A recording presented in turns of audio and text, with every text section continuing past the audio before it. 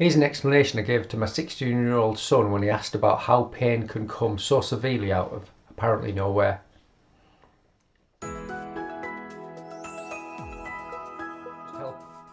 My son's been helping out in the physio reception, and he asked me a question yesterday that puzzled him. He said, "Dad, how can somebody be in such severe pain when it comes out of nowhere?"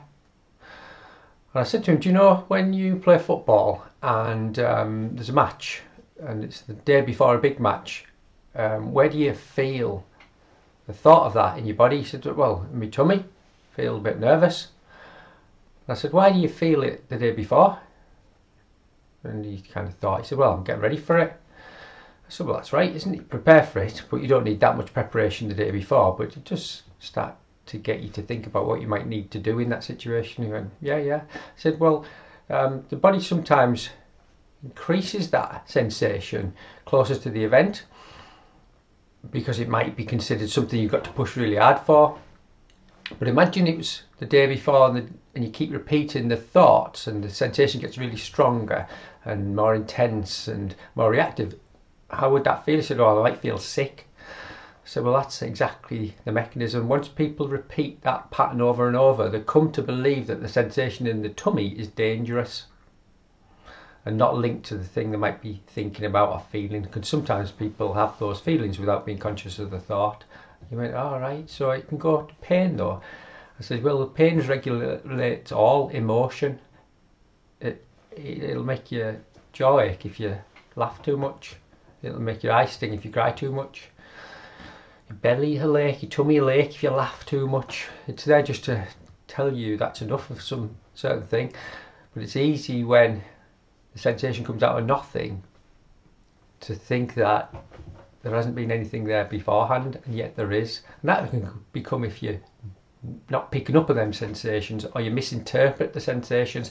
And once they get labelled, son, and the person then starts to fear the label but hasn't seen the true cause of it and then has tablets to block it, and it'll work temporarily.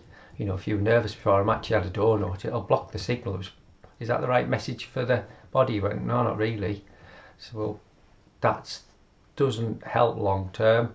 Or if you took a tablet of medication to block it, it'll work, but it isn't the right behaviour for the sensation. So the more fear that gets in the system with the sensation and the things the person believes is linked to it, it keeps them trapped. And it isn't anybody's fault, it's just probably the people who informed them of those decisions haven't been that well informed, or the person's not really had a model of people who can help them understand how they feel. Yeah, he thought a little bit and planting a seed, and maybe you learn something from that that might help him in his life. And I think that 2-minute conversation, if it's had any relevance to him, it will have taught him more in those 2 or 3 minutes than I ever learned in 3 years of physio school and the master's degree after that, and 20 years of clinical practice. Everybody should understand this at school, everybody should understand this at college, whether you're medically trained or not. But those people who are responsible for offering labels and offering explanations and offering treatment or guidance or coaching or whatever you want to call it in those situations, if you only see half of the picture, then half of the time you're going to get it wrong. And unfortunately, that's the paradigm we've been in for a long time. So shifting that, it can come from changing understanding, changing behaviours, changing interpretation. You don't have to change the structures. They are what they are at this certain time in life, but you can change the pain around it. So I'll just share that one with you. The more that people understand this, then the younger they are, they understand it, they might be able to influence the future healthcare systems that we might be long gone to experience, but they might get a better deal than a lot of people have had.